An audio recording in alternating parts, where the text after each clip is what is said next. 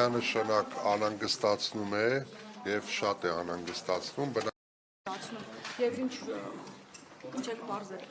Միանշանակ անհանգստացնում է եւ շատ է անհանգստացնում բնականաբար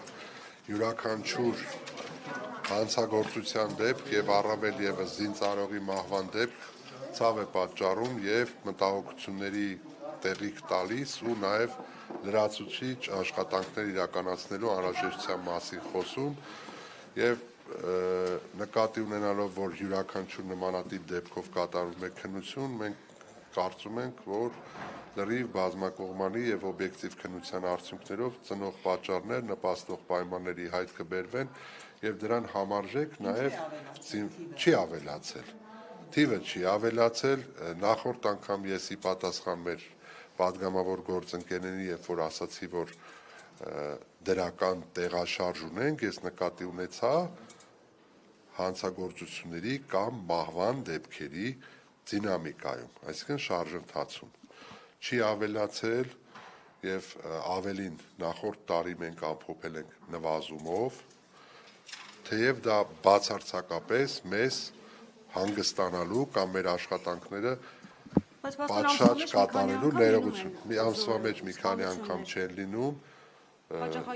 հաճախակի չեն լինում դուք կարող եք հարցում կատարել եւ ձեր հարցմանն ի պատասխան դուք կստանաք բարձաբանում որ բնականաբար հաճախակի չեն լինում բայց նույնիսկ մեկ դեպքը մենք համարում ենք շատ ցավալի եւ պետք է ձեռնարկենք միջոցներ որպեսզի իսպար վերացնենք կամ առնվազն նվազագույնի հասցնենք ես դեպքի հետ կապված որևէ հանգամանք չեմ կարող բարձրաձայնել որովհետեւ քրեական վարույթ է նախաձեռնված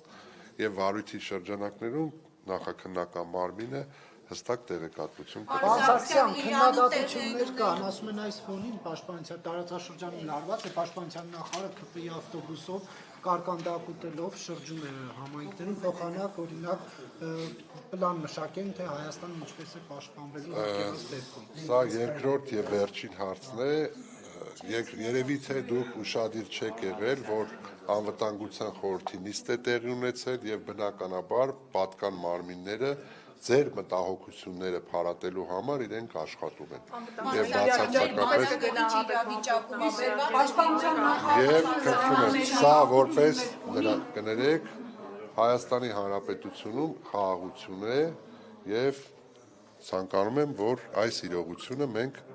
հաշվի առնելով շարժվենք առաջ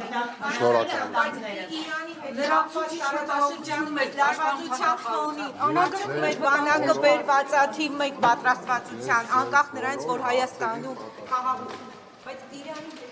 արդյոք մեր բանակը բերված է թիվ 1 Պաշտոնապես ինչու Հայաստանը չի ցավակցում, պաշտոնապես ինչու չի ցավակցում Հայաստանը նորից կարող եմ կրկնել նույնը, որ պատկան մարմինները բնականաբար անհրաժեշտ աշխատանքներ իրականացնում են եւ Հայաստանի Հանրապետությունում արկա է խաղաղություն եւ խնդրում եմ այդ տրամաբանությամբ իրողությունը փորձեր կան գնահատել Իրանից քաղաքացիների ներթափանցման փորձեր կան